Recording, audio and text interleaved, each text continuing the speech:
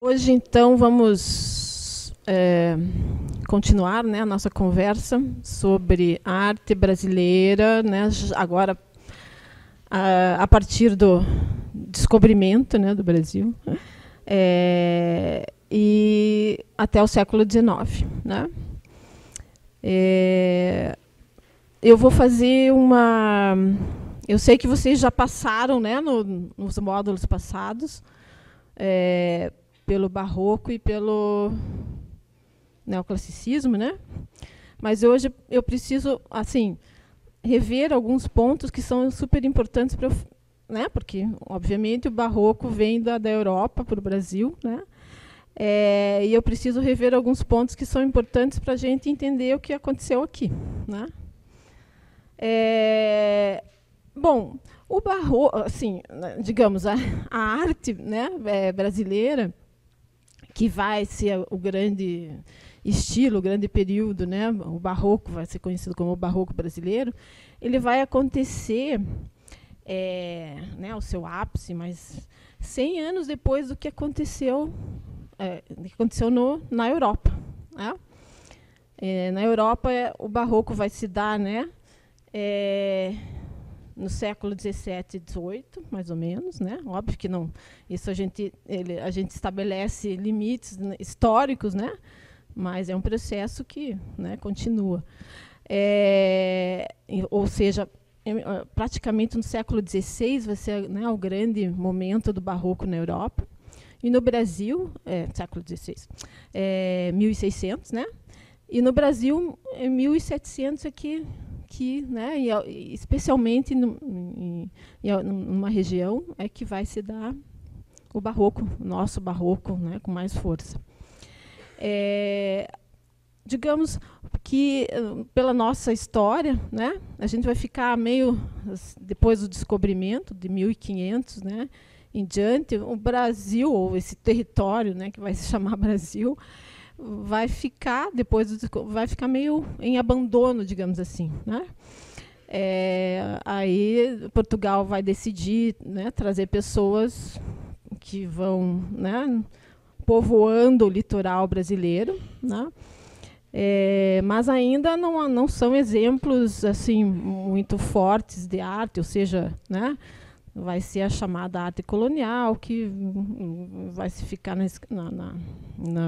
mais concernentes à arquitetura e depois, claro, na arquitetura religiosa e, né, porque aí com a vinda dos jesuítas são eles que vão trazer toda uma cultura, né, barroca e, né, renascentista. Na realidade, né, os jesuítas porque 1500 ainda a gente vai estar em pleno renascimento na Europa, né? Então a gente vai ver algumas identificações nesse sentido, né? Mas assim muito fracas ainda, né? Por isso que é determinante a gente, né, quando realmente a arte a gente pode citar ou visualizar, né, alguma coisa mais consistente em termos de arte, né, vai ser exatamente nesse século, ou no século XVIII, né, ou 1700. Né. Então eu vou iniciar, e aí, né, a gente pode, vocês vão relembrando também as questões do barroco na Europa, para a gente fazer uma conversa, inclusive, né. Eu vou trazer então o barroco e o rococó, né, na Europa, que vai ser o rococó um pouco no século XVIII,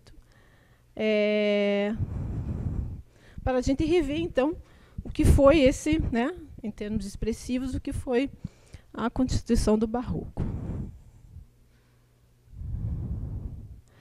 Então, o barroco vai acontecer logo após o Renascimento, né?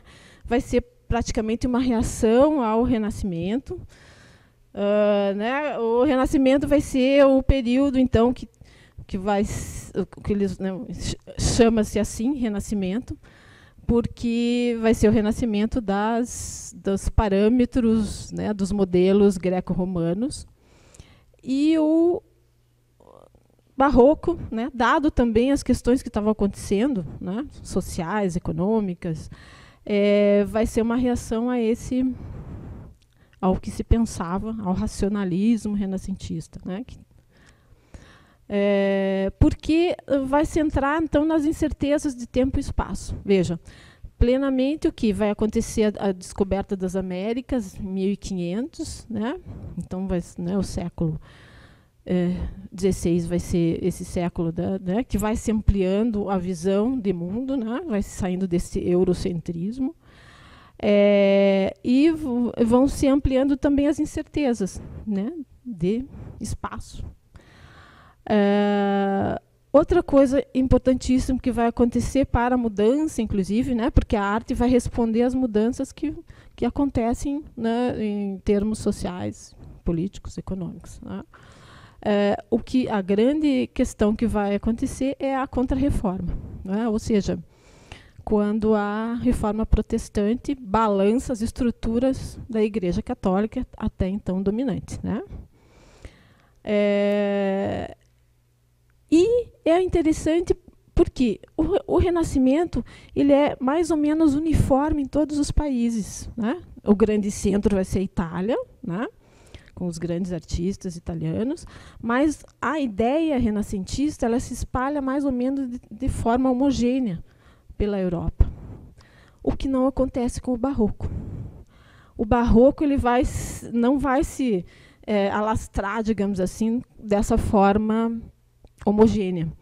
Em cada país, em cada região, ele vai se adaptar. A gente diz que ele é um pouco esponja, né? Por isso que se chama barroco, inclusive, porque barroco, porque vem da pérola barroca, que é irregular, né? Então, ele não vai ser uniforme, né? Ele vai ser naturalista, exuberante, monumental, né? E decorativo, digamos assim. A gente já vai ver por quê, né? Na Itália e na França, ele vai ser, digamos, ele vai permanecer nessas ideias classicistas do racionalismo renascentista. E é super importante porque a gente vai trabalhar a gente vai ver que o Barroco ele vai trabalhar nesses dois polos, mas não em oposição. Muitas vezes ele vai aderir às duas ideias, a naturalista, decorativa e a classicista. A gente vai ver misturado isso, né? Então, por isso que o Barroco ele tem essa, digamos, essa questão esponja mesmo. Ele adere, ele aceita, né, todas as vertentes que estejam vigentes, né? Então, a gente tem o Barroco romano, né? Vamos ver esses dois polos, que é super importante, né? O Barroco romano, ou seja, italiano, né? Ele vai seguir um ideal político-religioso, ou seja, vai estar ligado diretamente à religião. Tá? O grande centro, então, vai ser Roma, que era a capital do cristianismo, até hoje né? O Vaticano.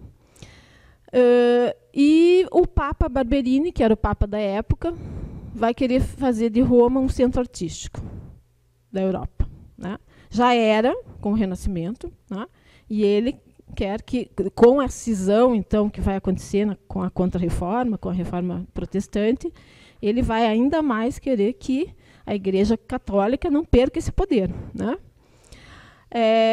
E em 1620 vai ser o triunfo do Barroco em Roma, com, né, os artistas que vão trabalhar em função dessa ideia ou dessa questão que o Papa Barberini queria transformar a Roma, no centro da Europa.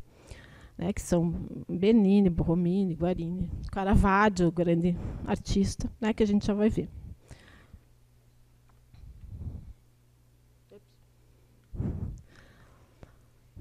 Bom, o primeiro artista, então, o Bernini, né, essa é uma das grandes obras dele, que é o Êxtase de Santa Teresa, que vocês devem ter visto, né, que é a grande escultura de Bernini. Bernini era um arquiteto, escultor, né, da época. E eu coloquei uma escultura do Renascimento para vocês verem a diferença de estilo já, né, a diferença de linhas, a diferença de pensamento, de estrutura. Né? Então, o que vai acontecer no Barroco, né, que a gente fala que é o Êxtase de Santa Teresa, né, é quando ela recebe a flecha divina, de inspiração divina, né, do anjo. Então o anjo está segurando a flecha, né? Veja que, né, toda a composição ela é dinâmica, em movimento, né, ela é meio diagonal, né, a panaria, né, os panos, né, a vestimenta ela é toda irregular, né? E a escultura do Michelangelo, aquela lá, né, ela é toda mais estável, né? Então a gente já vê que a diferença, né, do barroco para o Renascimento é bem grande. E outra coisa é que o barroco ele vai trazer, claro que é uma arte eminentemente, especialmente na Itália, em Roma, né, religiosa, né, vai ser dedicada, né, a fazer, digamos, né, a propaganda da Igreja Católica, que estava perdendo, né, os seus, né, seguidores, digamos assim, né. Então, muitas vezes o que vai acontecer, né, é fazer uma ligação mais humana das figuras religiosas mesmo, né? Aqui o êxtase de Santa Teresa é quase né, como se ela tivesse né, um orgasmo, né, por toda a expressão, né? Outra coisa que vai ser colocado, veja, sempre, se a gente for buscar até na Idade Média, se sabe que a imagem tem um alto poder de convencimento, né? Especialmente quando as pessoas, nem todas as pessoas têm domínio da leitura, né, do conhecimento. Então a imagem, né, o que vai acontecer nesse período, né, que a Igreja Católica estava perdendo o seu poder, era atrair através da imagem, atrair através do espetáculo, né? Então tudo no barroco, especialmente no romano, é exagerado para você atrair através do olhar. Então dourações, exageros, né? Nada vai ser tão estável quanto era no Renascimento, né? Então esse baldaquino é um dos símbolos dentro da própria igreja de São Pedro, né? A Catedral de São Pedro em Roma, no Vaticano. Esse baldaquino vai ser o símbolo desse espetáculo construído para atrair né, o rebanho, digamos assim, né? As pessoas para dentro da Igreja Católica, elas permanecessem extasiadas por esse maravilhamento espetacular das formas, né? E ficasse ali. Por isso que vão ser também a época das grandes dourações, né? Mesmo porque, né, nas Américas estavam, né, extraindo, explorando, né, trazendo ouro das Américas para cá, para constituir o esplendor, né, no caso aqui da igreja. Então Bernini que vai ser o autor desse baldaquino, que é uma cobertura então do altar, né, dentro da Catedral de São Pedro, né? Outra obra, essa é extremamente importante para o nosso barroco, tá? O que vai acontecer essa igreja de São Carlos, em Roma, que é a obra do Borromini, que é um dos arquitetos e escultores também desse período. E veja que, geralmente, as fachadas das igrejas são retas, planas, né? Com uma simetria específica até então, né? Simetria, ou seja, duas torres, fachada plana, tudo é simétrico. Duas, né, geralmente, uma porta central, uma portada central, né, duas. Claro que aqui obedece isso. Mas o que vai acontecer aqui é que a fachada ela é convexa e côncava, né? Ela vai trabalhar com esse sentido, ou seja, todo o sentido da questão do barroco, né? Que é curvilíneo, que é exagerado, que é dinâmico, que prega o movimento, a mudança, né, o irregular, tá? Então, essa é um dos grandes exemplos, inclusive, ela é revolucionária, digamos, para a época, porque a planta da igreja, que geralmente é retangular, essa aqui é oval. Então é muito bonito, né? Eu não pus, pena, devia ter colocado. O que é muito típico também vai ser esse medalhão do barroco, né? Que vão ter em quase todas as igrejas. Então, o que ela vai trazer, né, é esse estilo, então, a convexidade e concavidade da fachada, né, que não segue mais aquele modelo mais tradicional. E aí a gente vai partir para o barroco francês. Né? Então, aquela fachada a gente vai ver acontecendo no Brasil, né, numa das grandes obras do barroco brasileiro, né, que depois eu já vou mostrar. O barroco francês, ao contrário, ele vai continuar seguindo, ele vai ser um ideal político, ou seja, ele vai se ligar à monarquia. Né? O grande centro vai ser Paris, né? Que já era o centro da monarquia absolutista do Luís XIV. Né? E o barroco lá, em Roma, estava ligado à questão política religiosa, ou seja, a igreja queria... Né, que a arte servisse para atrair, né, mais pessoas ou mantê-las dentro da igreja. Né?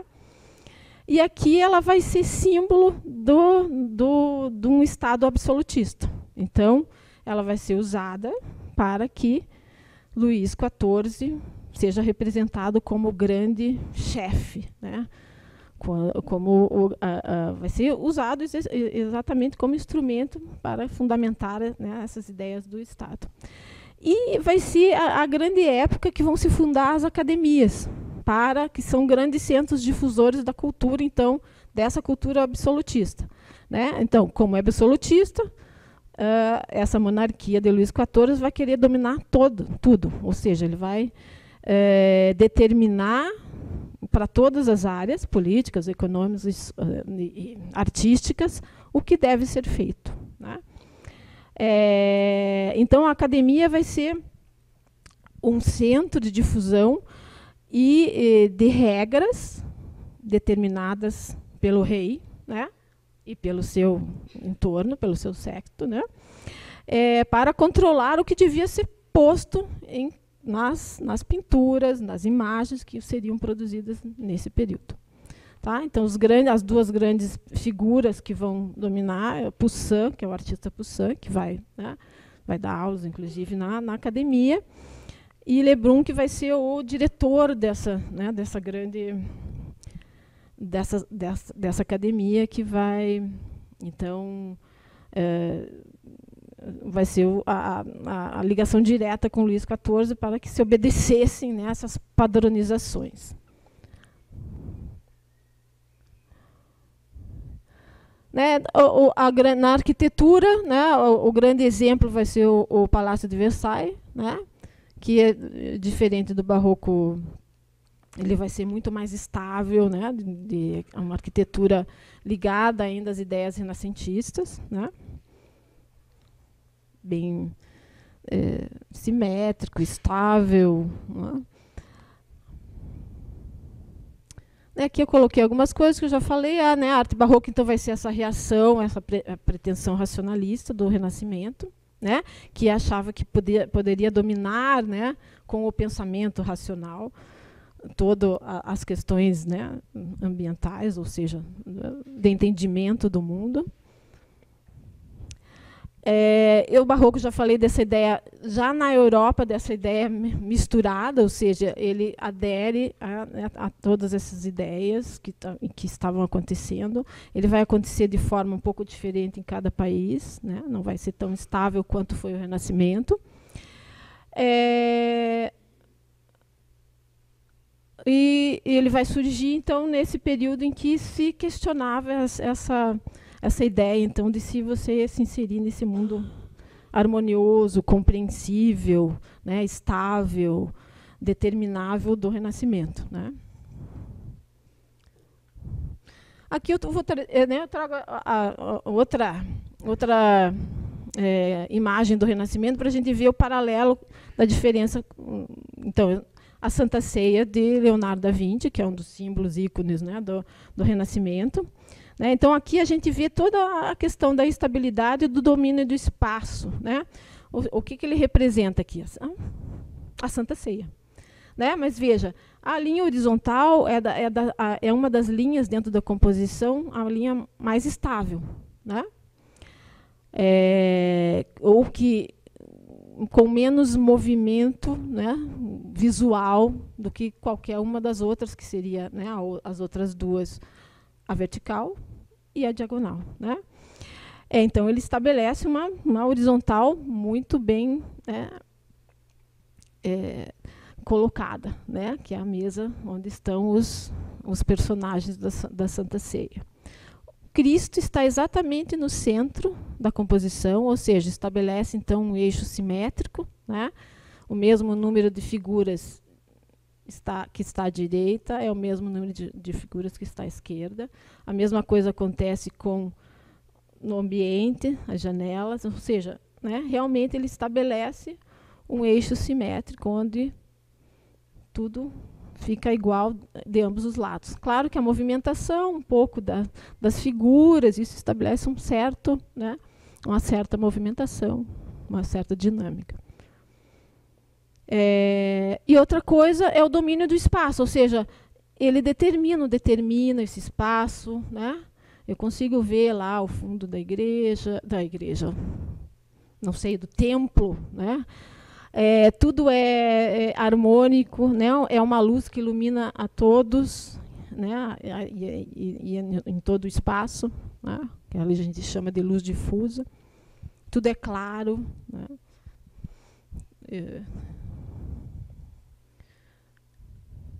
Diferente desta última ceia, né? A princípio, se eu não pusesse ali que é a última ceia, a gente ia ficar meio perdido. Não sei se vocês chegaram a ver essa imagem quando ele apresentou o Barroco, né? Então, veja, o que acontece aqui? Veja, Tintoretto ainda não é o pleno Barroco, que tá vendo? É na virada né, de 1500 para 1600. Ele já representa essa virada, ou seja, o que seria o Barroco, tá? Ele vai colocar aonde? Veja que aquele espaço estável, harmônico, né, quase dentro de um templo greco-romano, né, que o Leonardo coloca, aqui ele vai colocar uma estalagem, numa pub, né, um bar, né, com cenas da vida cotidiana, ou seja, é uma cena sagrada, não é? Santa Ceia, religiosa, sagrada. Ele pega uma cena sagrada e põe no espaço profano. Isso é muito típico do Renascimento, né? Outra coisa, aquele espaço que você pode determinar o final dele, você reconhece, né? Ele está plenamente iluminado, uma iluminação que não tem contrastes de claro, escuro, alto, né? Que o Renascimento não vai fazer isso. Aqui você não consegue determinar, é uma escuridão total. Aí ele coloca uns anjos ali ainda, né, aqui em cima, umas silhuetas de anjo, né? Aí você determina quem é Cristo, porque ele coloca um halo enorme ali, mas ele não está mais no meio, no centro da cena, né? Dá uma muvuca, né? Uma muvuca essa cena, né? Tanto que tem lá uma moça limpando os pratos ali, tá vendo? Ela aqui está numa tina ali com água, ela está lavando os pratos, daí tem um gato ali. Né, aqui eu acho que das pessoas que servem os personagens da Santa Ceia, enfim, né, os alimentos, é uma muvuca, um está lá conversando, os outros estão lá atrás, né? Ou seja, desmonta a estabilidade, né, do Renascimento. Ou seja, representação desse desmonte mesmo, tá, da estabilidade que estava vigente na própria, né, na própria sociedade, né, europeia. Questiona o próprio sentido, né, das obras religiosas. Mas veja, todos os artistas vão estar trabalhando para a igreja, né?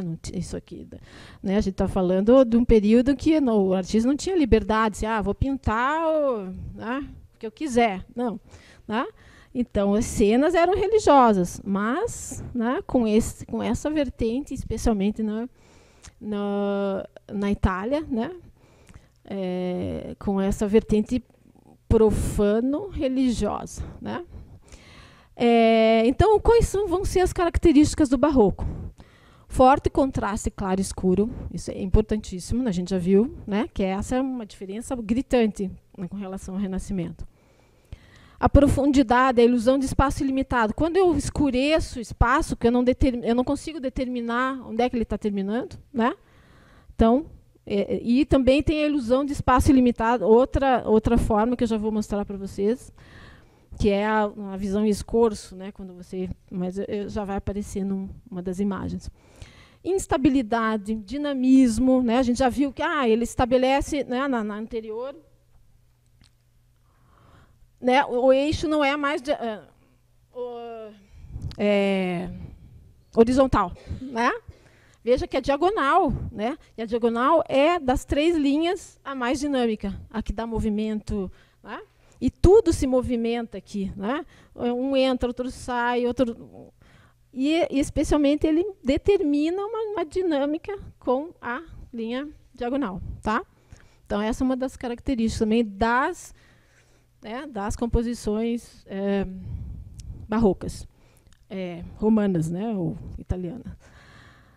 Diagonais impetuosa, eu vou mostrar também. Efeitos teatrais de luz, né, parece que realmente ligou um holofote na cena, né, especialmente a gente vai ver isso acontecendo com Caravaggio. Tá? Composição incompleta, assimétrica, né, não existe mais simetria, de falar em simetria, né, aquela simetria, né, estabelecida lá na Santa Ceia do Leonardo, né. E vai ter a expressividade e drama, né, coisa que também não acontece no Renascimento. Por exemplo, naquela cena, naquela escultura que eu mostrei do Michelangelo, que é Maria segura Cristo, né, não há sofrimento, né? A Maria não está lá se escabelando, chorando, né? A expressão dela é de harmônica, né? Você não diria que aquela, né, figura está, a não ser que você sabe, né? A gente sabe que é uma cena dramática, mas não é essa a representação, né? A representação do Renascimento é sempre idealizada.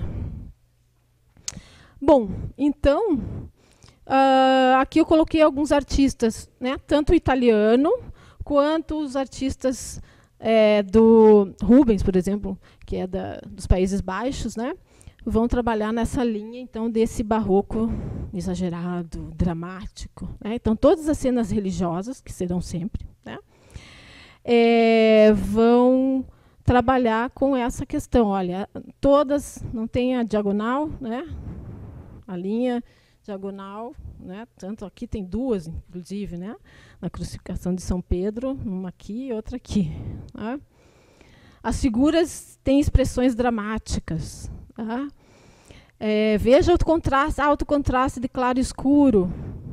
Né? Geralmente você não determina lá onde termina o espaço. Né? É uma escuridão total. É como se realmente você tivesse ligado um holofote, né, teatral, eles estão no teatro e você ligou um holofote sobre a cena. Né? Tudo é movimento, né? Tudo é instável. Não existe estabilidade nas composições. Aqui que eu falei para vocês que é essa ideia de espaço ilimitado, por essa visão de escorço, né, que a gente chama de escorço quando você, né, aproxima aqui e expande para lá, né? Então veja aquelas colunas que estão ali são todas pintadas, ou seja, eu tenho como se ele tivesse pintado. Esse aqui é o forro da igreja de Santo Inácio em Roma, né, pintado por Pozo. Eu trago essa aqui porque a gente vai ver no Brasil depois como é que eles vão fazer a leitura dessa, né? Então essa visão de espaço ilimitado lá, né? Eu joguei, tá lá o céu, né?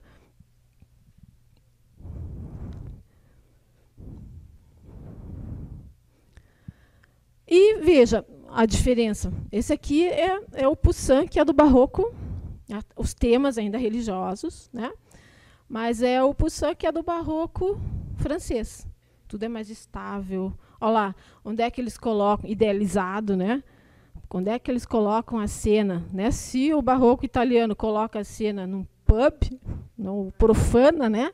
Aqui eles colocam na Arcádia, né? Ou seja, no espaço greco-romano, né? Onde tem os templos, né? No tempo clássico, né? Eles misturam religião e classicismo, que vai acontecer isso no Renascimento, né? Então, e tudo é bem estável. Olha a luz, né? Tudo é iluminado, um colorido, né, mais intenso. Tudo é mais estável, né?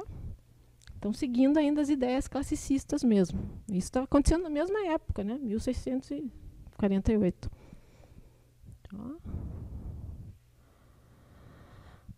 Bom, aí a gente precisa falar do Rococó também, porque o Rococó ele ficou muito, digamos, por um certo tempo, ligado a como se ele fosse uma arte menor, né? Porque ele vai... Rococó quer dizer, vem da palavra roquet em francês, que é concha.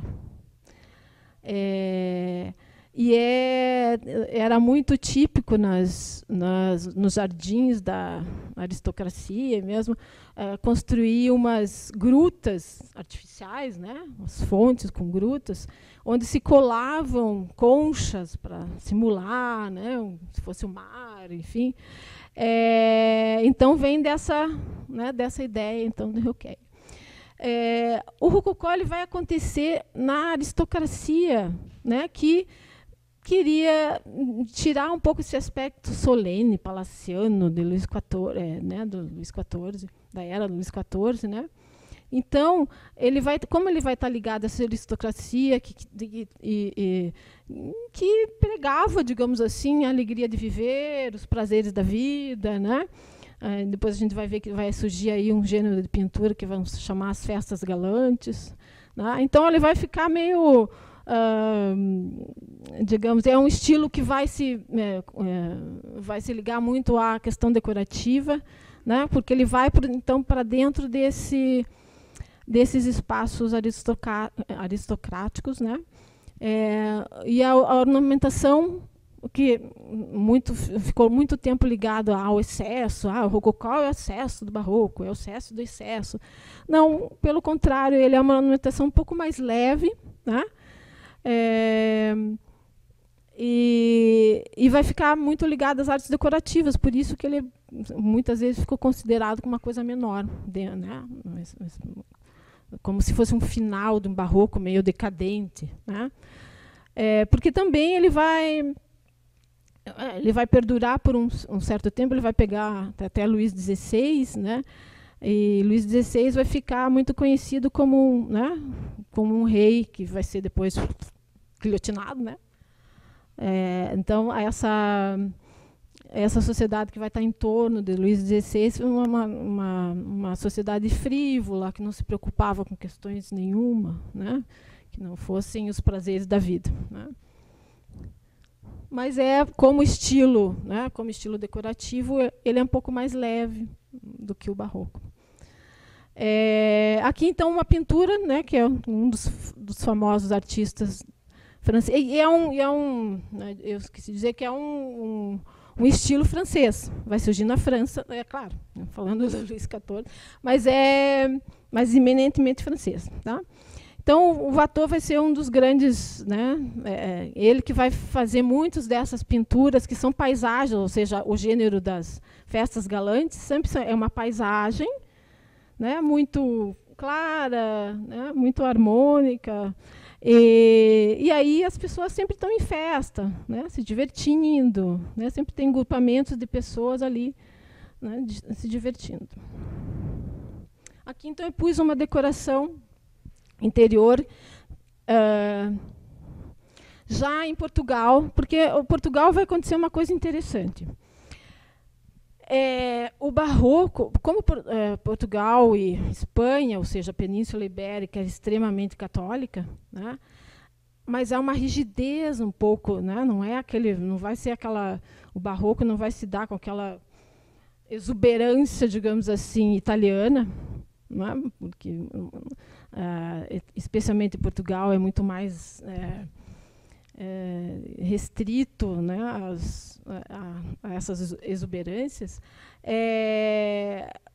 Muitas vezes a gente vai ver o que vai acontecer em Portugal, que o barroco vai se instalar um pouco mais tarde também, que ele vai pular em muitas digamos, de um renascimento ou do maneirismo, que era o final do renascimento, para o rococó, né? Então, as ambiências, né? Então, o rococó vai aparecer muito mais nos palácios, né? Da aristocracia e mesmo da coroa. Né? Esse palácio de Queluz foi onde morou, antes da coroa portuguesa vir para o Brasil, eles moraram nesse palácio. Quem primeiro foi morar lá foi a rainha Maria, que é a rainha louca, né? Mãe de Dom João VI, que vem para o Brasil também junto. E foi nesse palácio que eles moraram antes de vir para o Brasil. Né? Dom Pedro I nasceu aqui nesse palácio, que tem essas características internas. Então, o que é muito típico do estilo português é essa delicada decoração, né? Não tem excesso de dourados aqui, mas com dourações e essas são sempre curvilíneos, né? Tem sempre essa moldura no teto, uma moldura que segura uma composição, né? Isso estou mostrando porque vai aparecer depois no Brasil, tá? E esse então é o Palácio de Queluz, que tem características. Veja, renascentista, por isso que eu falei, que é uma mistura. Renascentista, porque, veja, tem lá o frontão, né, o triangular, típico da arquitetura renascentista, clássica, né, que traz lá dos templos gregos, romanos, greco-romanos. E aí com enfeites, digamos assim, com decorações em torno da janela, que são barroco-rococós, né? Essa fonte também, né, ela é de linhas curvilíneas, né, então ela representa mais o rococó um pouco do que o barroco, mas está dentro dessa ideia. Então esse palácio já mistura o clássico com o barroco, por isso que eu falei que o barroco vai ser essa mistura mesmo, né, porque, digamos, o barroco francês é classicista, o italiano não é, né, se opõe totalmente, e em alguns países vai se dar essa mistura aí. Acho que terminou aqui. Então vamos passar agora para o barroco brasileiro.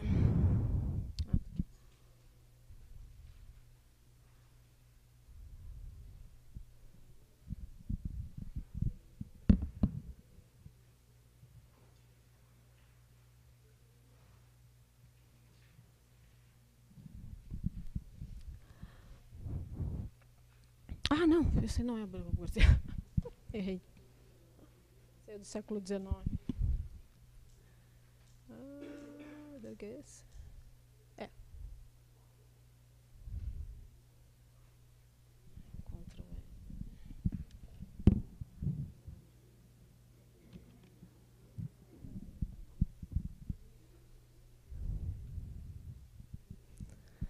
Bom, se o barroco brasileiro, o barroco na Europa já é um estilo misturado, digamos assim, né? Como eu falei para você, ele já é aderente, né, às diversas coisas que estavam acontecendo na Europa, quiçás aqui na América, onde já havia a mestiçagem, né, desde o começo da nossa história, né? Ou seja, portugueses aportando aqui, se misturando com indígenas aqui, né, os nativos, né, os moradores, né, verdadeiros do que vai se chamar América, né? Então é interessante porque Darcy Ribeiro, que é o antropólogo, né, que vai falar sobre a nossa formação, né, como povo, ele vai estabelecer duas formas de pensamento, né, na colonização das Américas, e uma delas é o barroco, né, falando da América do Sul, né, das Américas ibéricas, ou seja, né, das gentes ibéricas, como ele chama, né, tanto espanhola quanto portuguesa, que é o barroco da mistura mesmo, né? Por isso que o barroco se estabelece aqui, né? O reconhecimento de que nós somos barrocos por causa dessa mistura, né? Por serem mestiçados, e claro, aí vem toda a problemática da mestiçagem, né? Da questão da escravização, primeiro dos indígenas, depois dos negros, né? Mas ele diz que, né, em linhas, o nosso espírito, né, americano das Américas, né, ibéricas, é barroco, por essa mistura, por essa mestiçagem, né? Bom, então o barroco no Brasil vai chegar pelas mãos dos colonizadores portugueses, né, leigos e religiosos, ou seja, né, especialmente os religiosos vão ter um grande papel, porque o barroco vai estar ligado sempre à religião, né, à representação, dentro da religião católica. Então, são os próprios religiosos que vão trazer toda a cultura, enfim, toda a cultura geral, né, e também artística. Tá? Então, ele vai se desenvolver plenamente, como eu já falei para vocês, no século XVIII até meados do século XIX. E o estilo brasileiro vai ser uma mistura, uma amálgama de tendências barrocas portuguesas, francesas. Já falei para vocês que lá na Europa já acontecia isso, aqui vai vir também com a mesma questão, né? E trazida pelas mãos dos religiosos, né?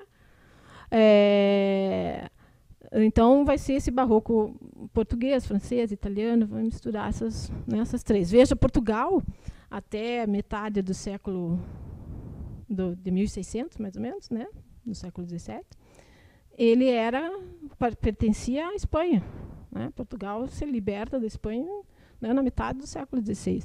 Então, ele vai, né, vão transitar por essas três, por essas quatro, né, estilos e tendências. Bom, onde vão se dar? Vão começar a surgir, especialmente ligado aos religiosos, oficinas laicas, ou seja, né, as oficinas onde, claro, vão começar a ser construídas as igrejas, aí vão precisar de artesãos que vão decorar, né, todas as igrejas. Primeiramente, é um estilo, eu já vou mostrar para vocês, das igrejas vão seguir, os estilos eram extremamente ainda com uma influência, digamos, clássica nas fachadas, né, que são a simplicidade clássica, fala muito principalmente aos religiosos jesuítas, né, porque são as ordens religiosas que vão imperar aqui no Brasil, né? Então vão ser formadas essas oficinas, eles precisavam de mão de obra, né? E aí vão se formar, claro, vão se misturar também os mestres portugueses que ensinavam aos primeiros brasileiros, os já nascidos aqui dessa miscigenação, muitas vezes, né? Caboclos, mulatos, índios, a produzir, a fazer essa produção, né, dessas obras já, né, chamadas obras de arte, mas com essa característica, né, já é uma mistura do próprio estilo. Aqui se misturam o tradicional, ou seja, os mestres que trazem essa cultura, com essas pessoas já miscigenadas, né, caboclos, mulatos, índios, nessas oficinas. Então, né, o barroco vai se formando dessas miscigenações várias, né, aqui no Brasil. O que a gente pode ver até 1730, né, que eu disse para vocês que é 1700 que vai ser o ápice, né, do barroco, é que as fachadas são extremamente mais rígidas, né, a estrutura, mais clássicas, né, mais simples, né, que era empregada a simplicidade pelas essas ordens religiosas, né, e o barroco vai se dar no interior, né, na decoração interior, né, com um dos grandes exemplos é o Mosteiro de São Bento, porque veja, as igrejas também demoravam bastante tempo a serem construídas, a serem terminadas, né? Tudo era manual, óbvio. Né? Então, até ser esculpida, todos esses elementos decorativos. Né? Então, às vezes, pega, né, o período da construção, que pega, né, um estilo mais simplista, e por dentro ele já vai se modificando. Né? Então, o Mosteiro de São Bento, no Rio, é um desses exemplos de que a arquitetura ainda fala de uma arquitetura mais classicista, mais rígida, e o interior é, né, translocado, né, extremamente dourado, extremamente detalhado, né, como é o Mosteiro de São Bento. Não sei se vocês conhecem, é lindo, é lindo. Aqui é uma das capelas, né? Ele é inteiro dourado, inteiro. A igreja, né, do mosteiro.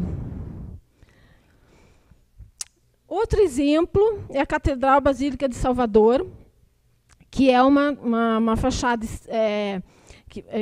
Essa igreja ela era a igreja do Colégio Jesuíta. A igreja original, digamos, tinha sido construída, mas daí foi destruída, e eles resolveram então fazer a catedral nessa igreja que pertencia ao Colégio Jesuíta, né?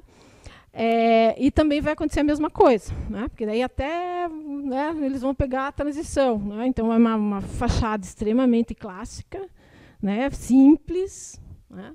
Sem firulas, digamos assim, né?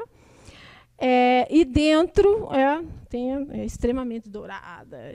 E é interessante porque aí outra vez a mistura. Os elementos decorativos são cachos de uva, pássaros, flores tropicais, já vão se misturando as coisas daqui, né? Porque, veja, nessa época, como é que eles se informavam do que estava acontecendo na Europa? Né? Era trazida pelos religiosos, sim. E circulavam, né, começavam a circular, depois, por todo o período barroco, gravuras para eles se inspirarem, gravuras de monumentos europeus, mas às vezes chegava atrasado, né? Isso já estava acontecendo há muito tempo antes na Europa. Chegavam aqui, então,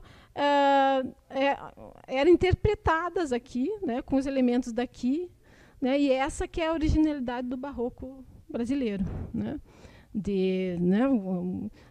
Mas eles vão copiar o que está lá, não, né? É uma leitura mesmo, né? É uma interpretação daquilo que eles, né, recebiam, né, já atrasados, né?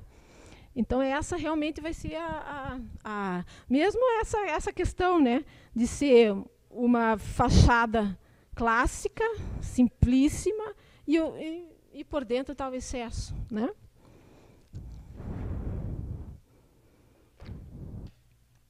Então, o grande ápice, né, que a gente vai ver no período barroco é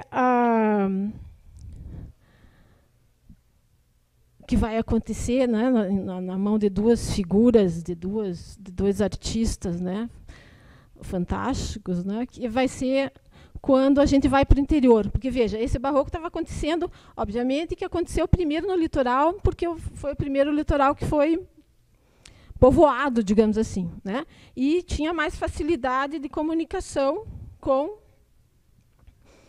a metrópole, digamos, com Lisboa, né? A partir de 1695, ou seja, na entrada já do século XVIII, né?